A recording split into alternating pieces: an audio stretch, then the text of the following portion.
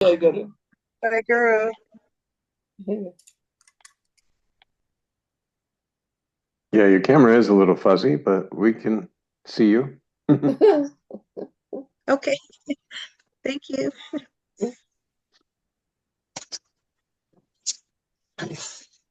I don't know. The body is dissolving. The touch of body-based knowledge is dissolving, and you're no longer completely a form. Perhaps. Your eye is becoming formless eye.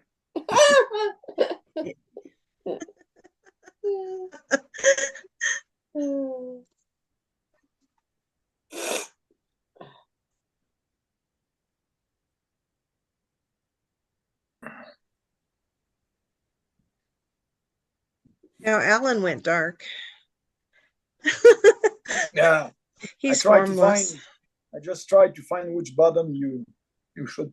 There's something somewhere on these gimmicks, but I don't. Oh, if anybody knows, let me know. Exactly. Oh, to clear up the picture, you mean? Oh, Yeah. maybe your camera eye, the eye of the camera. Yeah, that might be if you want to, like, like put something and polish that a little bit. Oh, yeah, hang on. I'll go get something. All right, very good.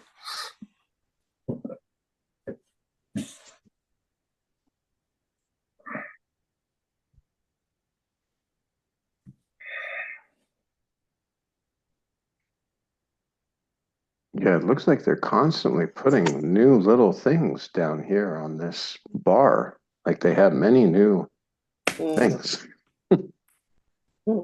Host tools and reaction, the chat with like multiple different, and you've got notes and whiteboard and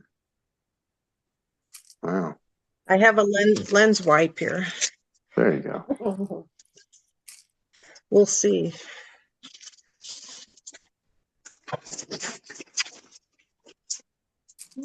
Oh.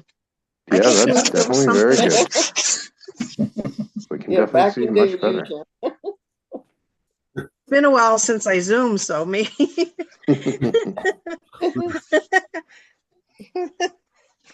I'm back in my form.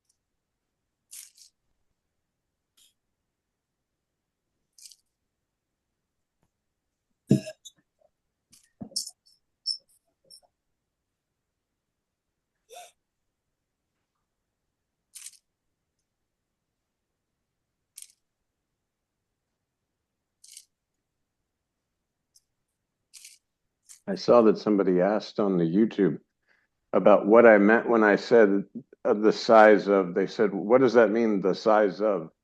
And I was speaking about the experience of presence. When that was first in my awareness, it was just very small, mostly world and busy thoughts and all this sort of stuff. But there was just this, I called it at the time like a center of peace, almost like the eye of my higher power. At the time, I was speaking about it that way. And the more the concentration was, it seemed to grow. And now, of course, the understanding is the more you pay attention to your own selfless self, the less your awareness of thoughts, world, busyness, all this sort of thing. So it's just like when in the ashram, I remember telling Maharaj that I felt like I was expanding into all of the ashram. It was a very strange feeling because I'm sitting there, I'm playing cymbals, and there's just this feeling of total expansion, like I filled the room. And the understanding then, as Maharaj pointed, was it's dissolving. Nothing's expanding. The illusory existence is dissolving. The body-based pressure is dissolving. See, reality doesn't change. So whether I'm perceiving expansion or I'm perceiving whatever that reality does not change. It's just the removal of the illusory layers.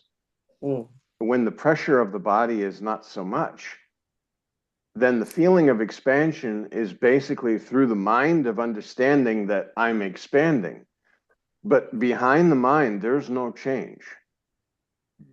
Because mind, ego, intellect came along with the body, and the body is not expanding. The body is no longer pressuring of I'm someone. Because I'm sitting there, I'm playing cymbals, I'm such in bliss, being in the ashram and doing the bhajan, moving. I didn't really sing the bhajan, but I would like move and hum and play the cymbals. And so it was not body touch. And the same thing happens if you're just sitting, you say, oh, I can't sing bhajan. Okay, you put the headphones on and listen to bhajan. As Maharaj says, the spirit is very happy of the bhajan. And while you're getting into this spiritual happiness, this selfless self-intoxication, you're not concerned with the body form. Yes. And that's why our lineage had prescribed bhajan 3 times a day. Because you're in touch with your selfless self. Shaking the body-based concepts. And so that's what was meant by, at first, this feeling of presence was the size of a dime. And every moment I tried to dive into that because there was a feeling of peace that was there. And of course, again, it's the concept of John that's disturbing the peace that is always there. So by beginning to put attention onto this feeling, this sense of presence, this subtle, just I feeling, or this I am, which at the time I hadn't read Nisargadatta Maharaj yet, so I didn't understand I am and presence and this sort of thing. It was just this feeling that I equated to the spirit of God, that this was God here. And the more I paid attention to God, the more the worship was directed towards God, this presence, the size of a dime, grew. That was the perceiving in my awareness. Again, the truth, nothing was expanding. There was dissolving, dissolution of the body-based concepts, dissolution of the body-based knowledge. And within the dream, that's when I am that. Because one of the requirements to go and see Maharaj on the website, it said, please read I Am That, and please read Master of Self-Realization, so that you have some understanding of what Maharaj will be speaking about. So I went on the internet, I bought those 2 books, and I Am That I enjoyed very much, and I just kept reading it over and over and over and over. The first time I read Master of Self-Realization, I read a little bit of it and then put it down because it was just, I couldn't understand what in the world they were talking about. It was just so foreign. And yet, because this was, quote, required reading for going to the ashram, okay, Master. And I had a picture of Maharaj. I was like, Master, I'm going to sit down. I may not be able to read this in the same way I read I Am That, but I'm going to try to read as much as I can and try to grasp what it's talking about. And that's the spiritual journey within the illusory world. Yes. Because we get the book knowledge, and the book knowledge is basically saying, like, I Am That was very conversational, and the things that Nisargadatta Maharaj were saying, they were hitting points. And then Siddhartha Ashram Maharaj, he got into much more of the like Ram and different various spiritual terms and words and sadhana and these sort of things that I was not familiar with. But in reading, then you start to, at least in my own experience, started to feel the presence through the words in the book that was being read. And then I didn't hang myself up so much on the words. It was more that feeling that was, again, the feeling of expanding, the feeling of peace, the feeling of presence.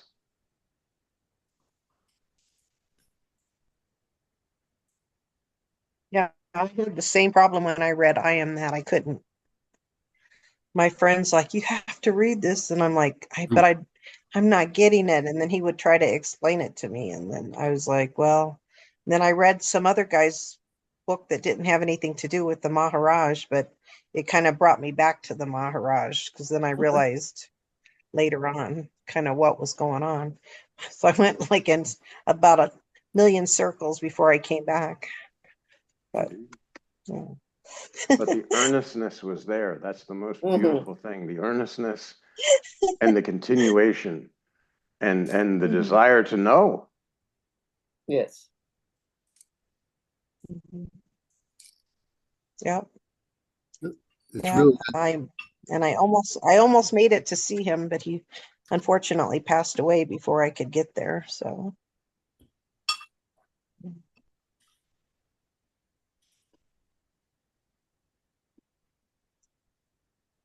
Well, now he's here.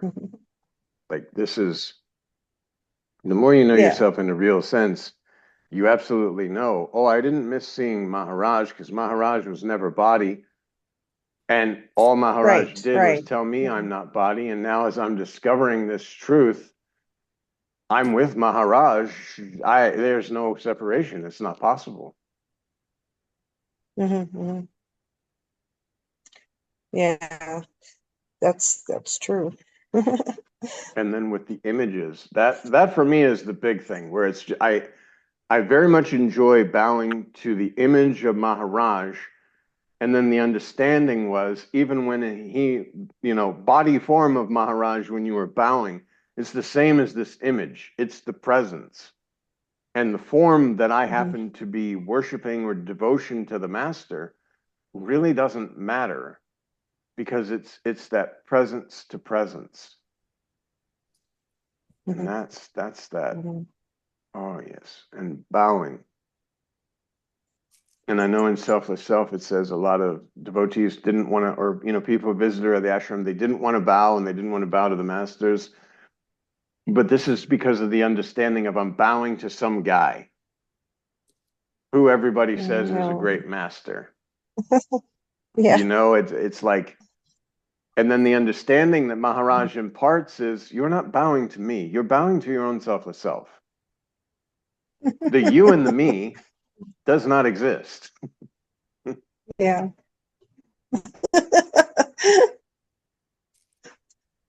That's a good point.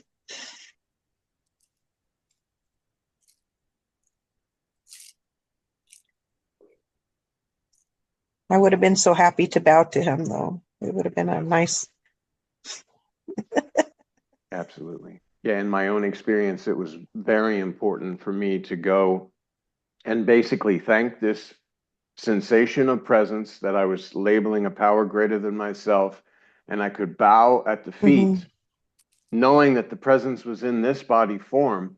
And I was so very grateful to lay my hands right on his feet, because there was the understanding that thank you, master. Somehow, some way, the illusory world there was a little door the size of a dime, and you gave me the courage, the strength, and the power to jump in. And again, that's within the illusion. Presence, playing presence, just enjoying. And that's why Maharaj, when he says the I, when you sit there, I just posted something on Instagram, be calm and quiet and just see what's there. Just I without any shape or form. And when this I, this sense of presence, is known as I, then the world just is, that's gone, because formless presence is now the I. Mm-hmm. This I, this subtle, subtle feeling, just I, without any shape or form. How can it relate to this so-called world? Mm-hmm. How can this so-called world impact, interfere with, cause any addition or subtraction to this formless I? It's not possible. Only the thought that it is, identified with through a body form, creates the experience and the experiencer where there is none.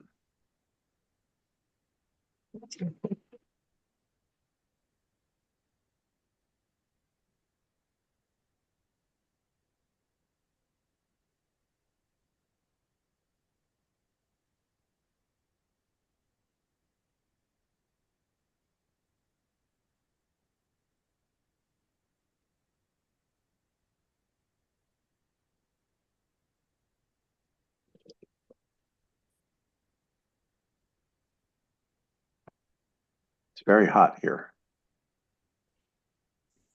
Yeah, yeah. What is it? What's the temperature there?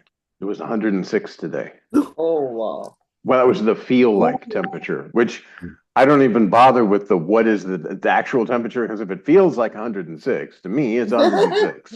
Like, the temperature will be 96, but it'll feel like 106. Yeah. And our humidity It's is very terrible. 79 in my house today. It's It was what? 79 here 79? in Colorado. Oh, wow. Yes. And you don't have humidity either, right? You have like more dry air? Mm-hmm. Yeah. Oh, yes. Very nice. And I think it's probably cooler where Alan is, isn't it? It's cooler in Canada. It's 70 right now, but it was 95 2 days ago. But it dropped very fast last 2 days. Right now it's 70. Oh.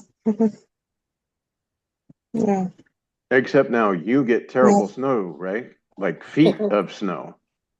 Oh yeah, a lot of feet of snow. Yeah, here. Yeah, here as well. Yeah. Yeah. But you get used to it. Voila.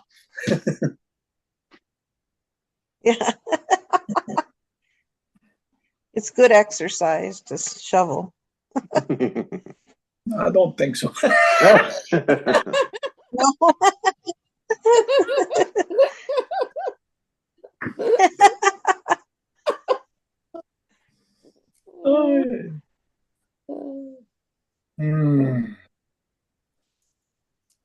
I say in the mantra when you do it, see? Maybe it'll make it more fun.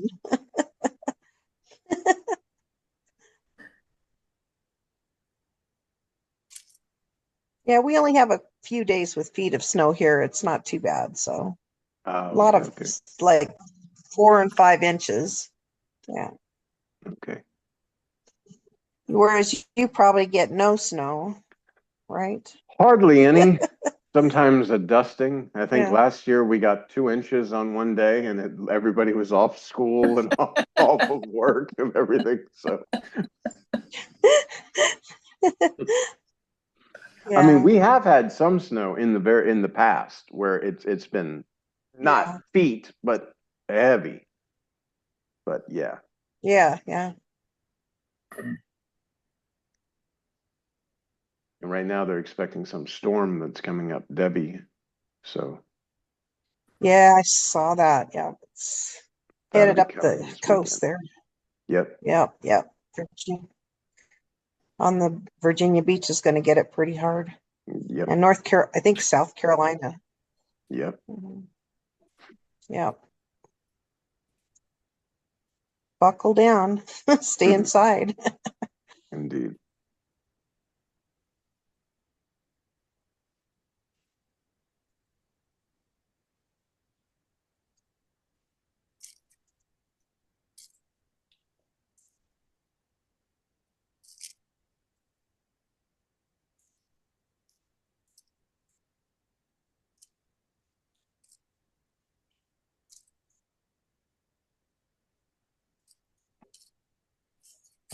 So we we have this desire to know, but it's really to know myself.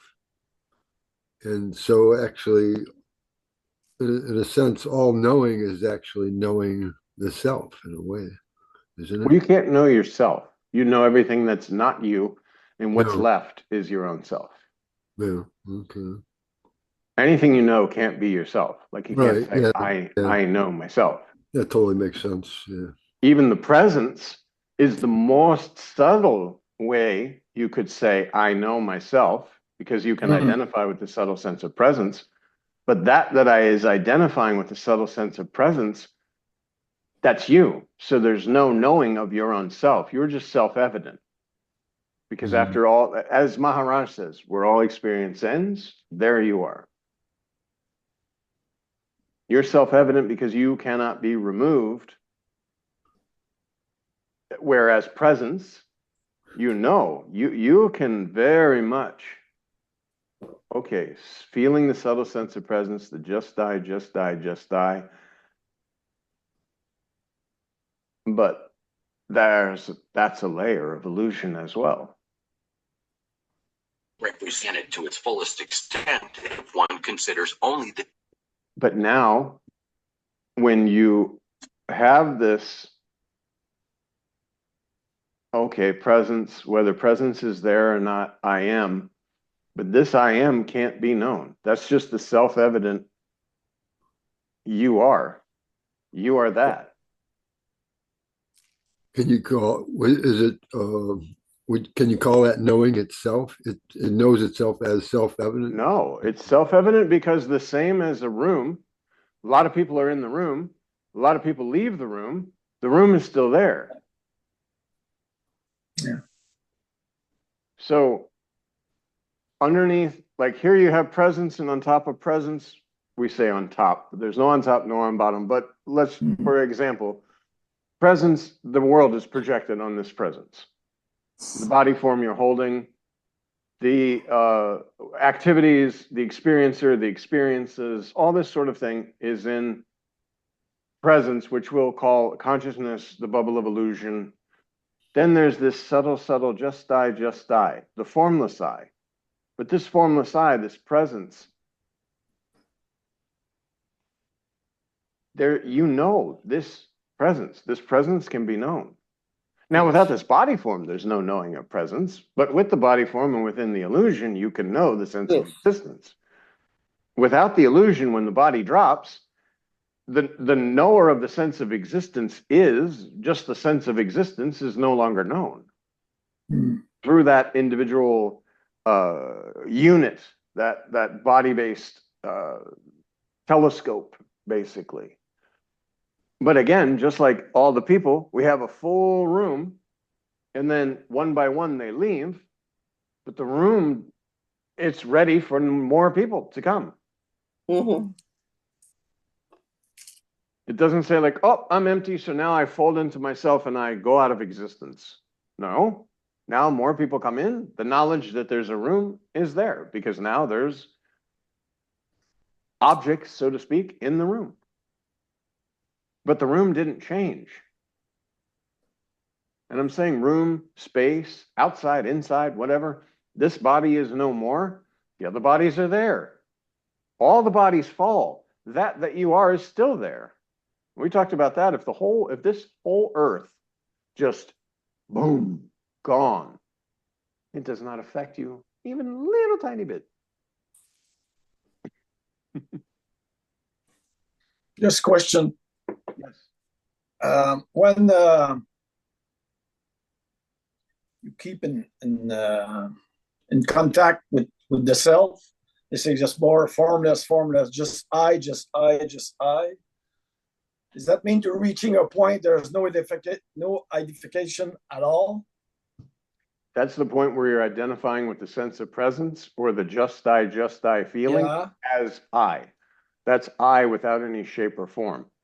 But the understanding then, the more you identify with the sense of presence, number one, you're out of the worldly illusion because you're formless presence. You're operating in the world as formless presence. The knowingness that presence is known, this arrives, and that's that there is no concepts. There's no concept of presence, no concept of anything, because it's just, that's that black hole that sucks in all concepts. Even this concept I exist is not there. Okay. Because sometimes reaching a point where everything is quiet, I think that, okay, there's nothing, that's exactly. And finally, there's a little something, but something perceiving this whole thing. With no, I struggle. Do that is identification, or I say maybe this is it. No, that's because there's perceiving, but no identification with who's perceiving. When you are with your own selfless self, and even presence is known as just an illusory layer, nothing is in back of that. That's the self-evident self.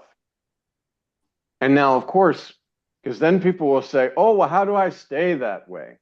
But you are that way.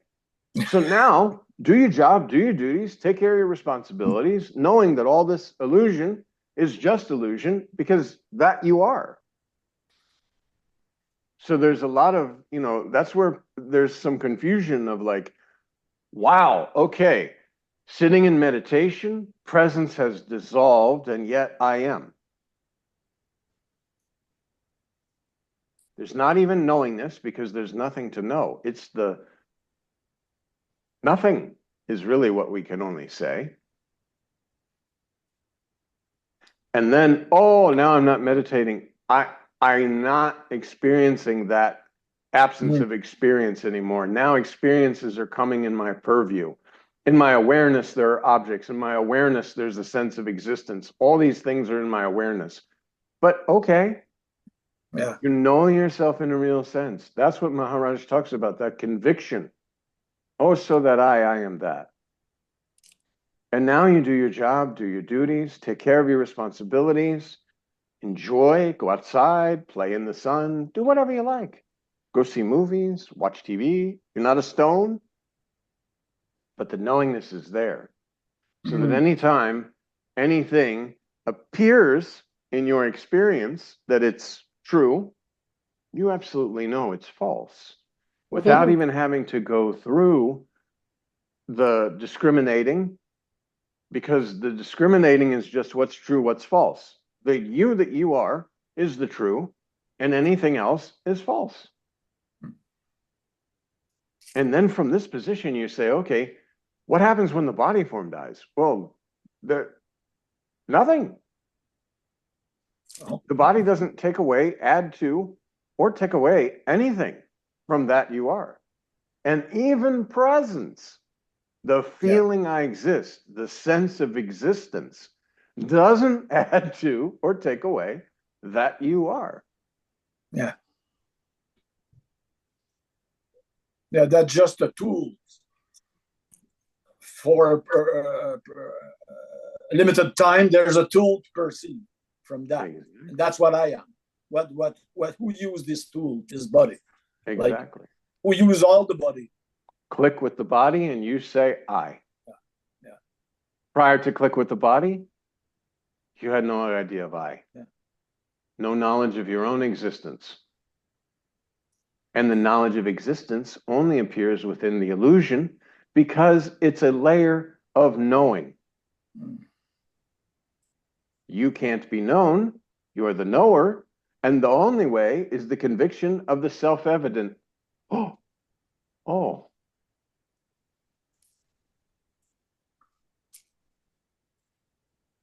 Inchegiri.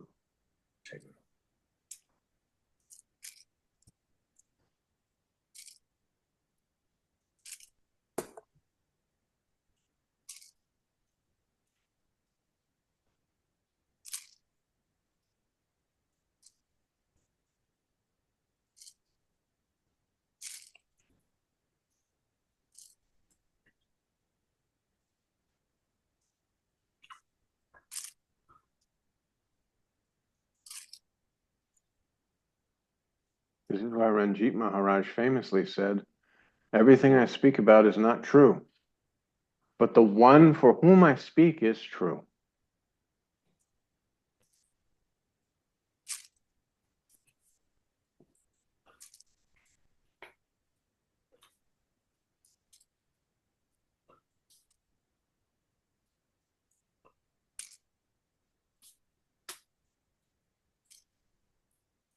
And Sri Ramakant Maharaj said, you're illusion, I'm illusion, the entire world is illusion.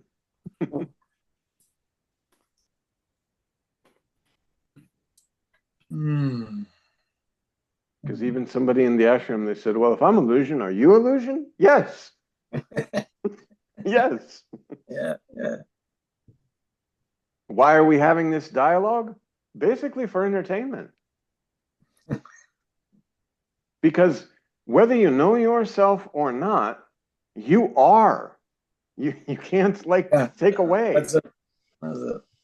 And all the knowingness is only within the illusion. Anything to be known other than yourself is illusion. And yet, while holding this body form, do your job, do your duties, enjoy. But know that when this body is no more, okay.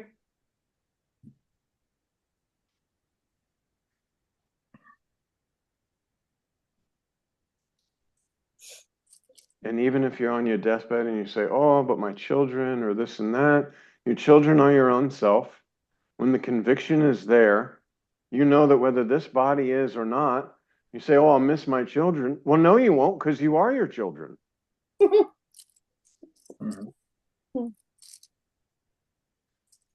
And you could always say you're experiencing the children missing you through the concept of being your children. Yeah. And yet, all of that's still in the illusion. Because this, where you are,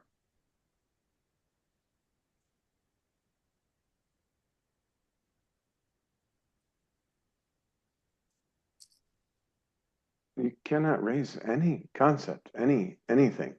Even trying to do so, it's like it sucks in. That's why it's like a black hole. It just, when you are with your own self, attention with attention, consciousness with consciousness, presence with presence, and there's nothing.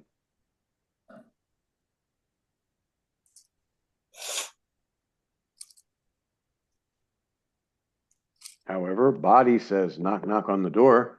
Who's there? Nobody's there. Somebody had to be there to say nobody's there.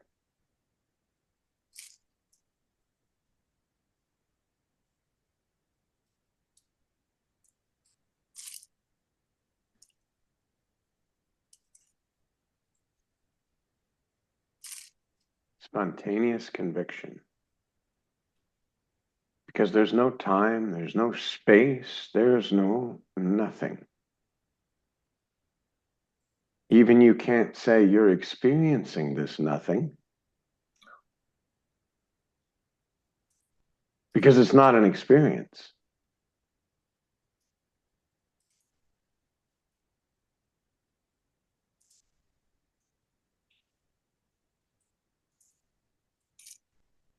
And when Maharaj says, no experience, no experiencer, no witness, no witnesser, nothing is there except your selfless self. There is no God, no Brahman, no Paramatman, no master, nothing is there.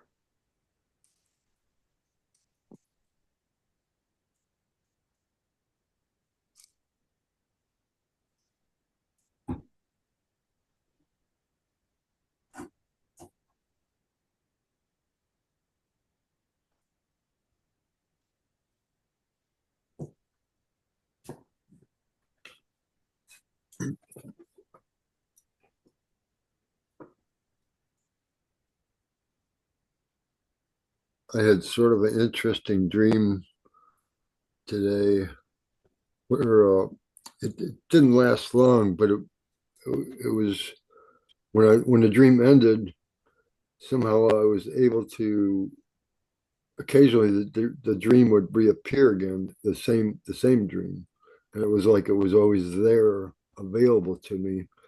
But the dream itself was just this. It was a conglomeration of it's like a whole bunch of beings at a party,